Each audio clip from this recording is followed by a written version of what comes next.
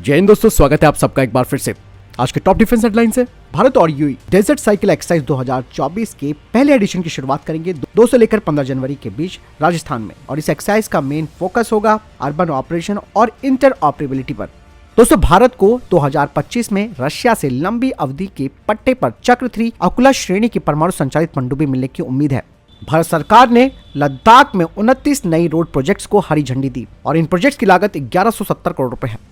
DRDO ने अब फूफा प्रोग्राम के लिए तेज की तैयारियां, जिसमें कि स्टैटिक एरोलास्टिक अप्रोच के लिए load generation, ground loads, dynamic arrow servo elasticity study की जाएंगी और इसके परिणामों का इस्तेमाल करके फूफा यूएवी का डिजाइन तैयार किया जाएगा। फ्रांस के रक्षा अधिकारी ने कहा कि 2024 के अंत तक भारतीय नौसेना आईएनएस विक्रांत एयरक्राफ्ट कैरियर के लिए 26 राफेल एम फाइटर जेट के सौदे पर हस्ताक्षर कर लेगी और ये डील अंतर सरकारी होगी, जिसमें समय कम लगेगा, जिसमें कि 22 सिंगल और 4 ट्विन सीट राफेल मरीन है। भारत कल एक्स-रे पोलरिमेट्री सैटेलाइट यानी कि एक्सपोसैट का प्रक्षेपण करने जा रहा है, जो कि सुबह 9:10 पर किया जाएगा श्रीहरिकोटा से। वर्तमान में लाल सागर और उसके आसपास भारतीय नौसेना ने INS Kolkata, INS Kochi, INS त्रिशूल, आईएनएस मोरमगांव, आईएनएस विशाखापत्तनम और आईएनएस चेन्नई को तैनात किया। साथ ही तटरक्षक जहाज भी तैनात किए गए हैं। बढ़ते पर डिफेंस अपडेट की तरफ, जो कि भारत के कैट्स हंटर को लेकर आ रही है। एचएएल ने नेक्स्ट जनरेशन के 4.2 किलोन्यूटन क्लास टर्बोजेट इंजन को तैयार करना शुरू कर दिया है, जो कि PTAE-7 इंजन का एक उन्नत संस्करण है, जिसका नाम PTAE-7G है। ये भारतीय एरोस्पेस क्षमताओं के लिए महत्वपूर्ण कदम है। इसका इस्तेमाल 2 प्रोग्राम्स में किया जाएगा, एक तो CATS Warrior loyal wingman unmanned jet और CATS Hunter air launch cruise missile में। आपको बता दें कि एचएएल ने CATS Hunter next generation air launch cruise missile की कुछ डिटेल शेयर की है, जो कि 700 किलोग्राम की होगी और इसके फोल्डेड विंग्स होंगे, जिससे कि मदरशिप एयरक्राफ्ट में और स्टोरेज मिल जाएगी। बता दें कि इसमें PTAE-7G इंजन लगेगा, जो कि 4.2 किलोन्यूटन का थ्रस्ट जनरेट करता है, जो कि इस मिसाइल को लॉन्ग रेंज प्रदान करेगा। आपको बता दें कि कैट्स हंटर का स्टेल्थ डिजाइन होगा। इसमें स्पेशल मटेरियल की कोटिंग होगी, जो कि इसके रडार क्रॉस सेक्शन को कम करेगा। इसके अलावा ये टेरेन फीचर की मिमिक भी कर सकता है, जिससे कि ये दुश्मनों के रडार पर इनविजिबल होगी और ये घोस्ट मिसाइल की तरह होगी आसमान में। कैट्स हंटर 2025 में इसके ट्रायल्स होंगे और कैट्स हंटर की जो रेंज है वो 350 किलोमीटर होगी। वहीं जो कैट्स वॉरियर लॉयल विंगमैन है वो मानव रहित हवाई वाहन होगा, जो कि मानवयुक्त लड़ाकू विमानों के साथ संचालित होंगे। इनका इस्तेमाल टोही, निगरानी और हमले की क्षमता प्रदान करने के लिए किया जाएगा। कैट्स वॉरियर का जुड़वा इंजन यानी कि ट्विन इंजन कॉन्फ़िगरेशन होगा और ये भी PTAE-7G का इस्तेमाल करेगा, जिससे कि इसकी उच्च गति और गतिशीलता होगी। रक्षा मंत्रालय ने कहा है कि तेजस एयरक्राफ्ट के पायलट्स के लिए स्वदेशी रूप से डिजाइन और डेवलप किए गए इंटीग्रेटेड लाइफ सपोर्ट सिस्टम का सफलतापूर्वक परीक्षण हो गया है। अभी तक आपको मैं बता दूं कि भारतीय फाइटर जेट्स में इंपोर्टेड यानी कि आयातित की हुई जो लिक्विड ऑक्सीजन सिस्टम है उस पर निर्भरता थी और इसी वजह से फॉरेन सप्लायर्स पर भारत की निर्भरता बढ़ गई थी। लेकिन अब डीआरडीओ का ये जो इंटीग्रेटेड लाइफ सपोर्ट सिस्टम है उन्हें भारत के सभी फाइटर जेट्स में लगाया जाएगा। आपको बता दें कि ये ब्लीड एयर को तेजस इंजन का इस्तेमाल करके ऑक्सीजन जनरेट करेगा ऑन बोर्ड में। दोस्तों, कल मैंने आपको डिफेंस अपडेट में बताया था कि भारत का स्वदेशी एयरक्राफ्ट कैरियर आईएनएस विक्रांत अब एक्शन मोड पर आ गया है। आपको बता दें कि इस एयरक्राफ्ट कैरियर में कई अत्याधुनिक सिस्टम लगा दिए गए हैं, जिसमें कि अत्याधुनिक रडार और सतह से हवा में मार करने वाली मिसाइलें हैं। इसके अलावा MF star multifunction surveillance track और गाइडेंस रडार और बराक 8 MRSAM इजराइल के द्वारा इसके लिए डिजाइन किए गए हैं। वहीं MRSAM का निर्माण भारत में लाइसेंस के तहत भी किया जाता है। MF स्टार MRSAM कॉम्बो का पहले ही विशाखापत्तनम और कोलकाता क्लास के जो फ्रंट लाइन भारतीय डिस्ट्रॉयर्स हैं उनमें इस्तेमाल किया जाता है। MF स्टार को विमान, जहाज रोधी मिसाइलें और क्रूज मिसाइलों जैसे हवाई लक्ष्यों का पता लगाने के लिए डिजाइन किया गया है। MRSAM को 80 किलोमीटर से अधिक दूरी पर लक्ष्य को मार गिराने के लिए डिजाइन किया गया है।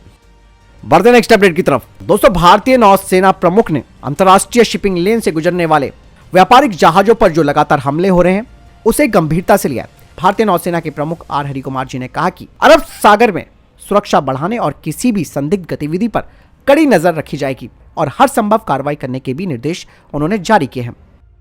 चलिए बढ़ते नेक्स्ट अपडेट की तरफ। दोस्तों, हाल ही में कुछ खबरें आई हैं कि यूक्रेन में भारतीय नागरिक रूसी सेना में शामिल हो रहे हैं, जो कि भारत के लिए एक बड़ी टेंशन बन गई है। टेलीग्राम पर एक वीडियो प्रसारित किया गया है। हालांकि हम इसकी पुष्टि नहीं करते हैं, लेकिन रूस यूक्रेन संघर्ष में जो भारत की तटस्थता बनी हुई है उसे लेकर एक चिंता यहां पर बढ़ती हुई दिखाई दे रही है।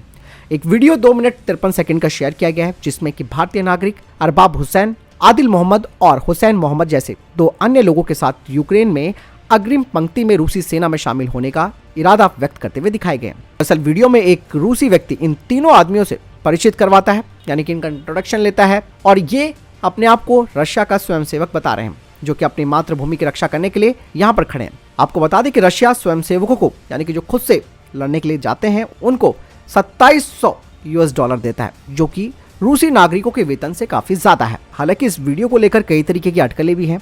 भले ये भारत के लिए टेंशन की बात हो सकती है, पर मुझे नहीं लगता कि ये कोई टेंशन की बात है, क्योंकि भारत ने कोई अपनी सेना तो वहां भेजी नहीं है और ना ही ये नागरिक भारत से स्पेशली इस काम के लिए गए हैं। इसके अलावा दोस्तों यहाँ पर एक और बात है, नेपाल में जो गोरखा है वो भी रशिया की सेना के लिए लड़ रहे हैं, तो इसके अपने एक प्रोसीजर्स होते हैं जिसके तहत ये रशियन आर्मी में भर्ती होकर उनके लिए लड़ रहे हैं। हालांकि भारत को इन चीजों में जांच जरूर करनी चाहिए कि कोई भी व्यक्ति ऐसे किसी भी घटनाक्रम में भाग ना ले जो कि देश की प्रतिष्ठा को दांव पर लगाती हो।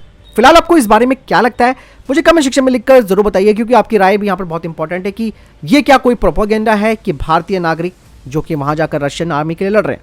वहीं दूसरी खबर भी दोस्तों कुछ ऐसी ही आ रही है, जिसमें यूक्रेन में भारत निर्मित जो एमुनेशन है वो देखा गया है। ये भी एक तरह की टेंशन हमारे लिए बन रही है। इसका भी एक वीडियो हाल ही में सोशल मीडिया पर डाला गया है। यूक्रेन की सेना को 155 mm का HEERFB PB शेल मिला है, जो कि यहाँ पर एक तरीके का रहस्य बना रहा है। ये गोले कहाँ से यहाँ पर पहुंचे हैं, और जो ओपन सोर्स इंटेलिजेंस है उनका इशारा भारत की तरफ है, क्योंकि भारत की जो राज्य के स्वामित्व वाली म्यूनिशन इंडिया लिमिटेड है वो इसी तरीके के एमुनेशंस को तैयार करती है। लेकिन यहाँ पर ध्यान देने वाली बात यह है कि इस वीडियो में जो गोले के पीछे की और लाल धारियां दिखाई दे रही हैं वो म्यूनिशन इंडिया लिमिटेड की वेबसाइट टिप के पास जो धारियां उनके समान ही दिख रही हैं। और म्यूनिशन इंडिया लिमिटेड पहले यूएई और फिर अर्मीनिया को इस तरीके के जो गोले हैं उन्हें निर्यात यानी कि एमुनेशन को निर्यात कर चुका है। अब यहाँ पर संभावना दोस्तों ये भी हो सकती है कि कोई तीसरा पक्ष संभावित रूप से एक शेल कॉर्पोरेशन उन्हें यूक्रेन को फिर से निर्यात कर सकता है। आप जानते हैं कि भारत यूक्रेन के युद्ध से तटस्थ रहा है और दोनों पक्षों को सीधे सैन्य सहायता प्रदान करने से भारत परहेज करता है, और अभी तक भारत ने ऐसा कुछ किया भी नहीं है। लेकिन इस एमुनेशन की मौजूदगी कहीं ना कहीं दोस्तों इशारा कर रही है, जो कि टेंशन बढ़ा रही है भारत की। लेकिन मैं फिर कहूंगा कि यहाँ पर भारत की टेंशन भले ही इन लोगों को लगता हो कि बढ़ रही है, लेकिन भारत ने इस तरीके की कोई मदद नहीं की। कोई तीसरा पक्ष ये काम कर रहा है, उसकी जिम्मेदारी शायद भारत की नहीं है। हालांकि घटना का पूरा जो विवरण है वो जब तक सामने नहीं आ जाता तब तक कुछ कहना ठीक नहीं रहेगा, इसलिए इसका मूल्यांकन करना बेहद जरूरी है। चलिए बढ़ते हैं नेक्स्ट अपडेट की तरफ दोस्तों। भारत इलेक्ट्रॉनिक्स लिमिटेड ने आईटेक्स विनर बल्गर्स इनोवेशन के साथ एआई पावर्ड मैरीटाइम सिक्योरिटी के लिए एक अनुबंध पर साइन किया है, और ये आईडेक्स पहल के तहत दोस्तों पहली खरीद होने वाली है, जिसमें कि अत्याधुनिक आर्टिफिशियल इंटेलिजेंस तकनीक के साथ भारत के समुद्री क्षेत्र में जो अवेयरनेस है यानी कि मैरीटाइम डोमेन अवेयरनेस है उसे बढ़ाने की दिशा में एक महत्वपूर्ण कदम है। बल्गर्स इनोवेशन एक आईडेक्स विजेता है और इन्होंने ट्राइडेंट विकसित किया है, जो कि एक इंटेलिजेंट मैरीटाइम डोमेन अवेयरनेस है, जो कि हमारे विशाल समुद्री तटों की निगरानी और सुरक्षा के तरीकों में क्रांतिकारी बदलाव लाने का वादा करता है। ट्राइडेंट वास्तविक समय में विसंगतियों का पता लगाने के लिए एडवांस आर्टिफिशियल इंटेलिजेंस एल्गोरिथम का इस्तेमाल करता है, जो संदिग्ध गतिविधियों और संभावित खतरों में महत्वपूर्ण डेटा प्रदान करता है। ट्राइडेंट को सफलतापूर्वक अपनाना समुद्री सुरक्षा को बदलने में एआई की अपार क्षमता का प्रमाण है।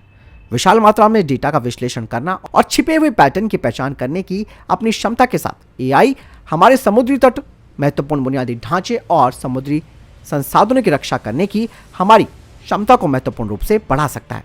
और बीएल और बल्गर्स इनोवेशन के बीच ये जो सहयोग है वो भारतीय नौसेना और तटरक्षक बल में एआई ऑपरेटेड सॉल्यूशन की इंटीग्रेशन का मार्ग प्रशस्त करता है। बढ़ते नेक्स्ट अपडेट की तरफ दोस्तों। अमेरिका ने गुआम में 6 और नए थर्ड एयर डिफेंस सिस्टम को तैनात करने का फैसला लिया है। मतलब साफ है कि अमेरिका को उत्तर कोरिया और चीन से संभावित खतरा दिख रहा है। अमेरिकी कमांडर स्टैनफोर्ड ने कहा कि 6 terminal high altitude area defence के साथ साथ रडार, कमान, लॉन्चर्स, कम्युनिकेशन गियर और दर्जनों बख्तरबंद वाहन भी वहां पर तैनात किए गए हैं।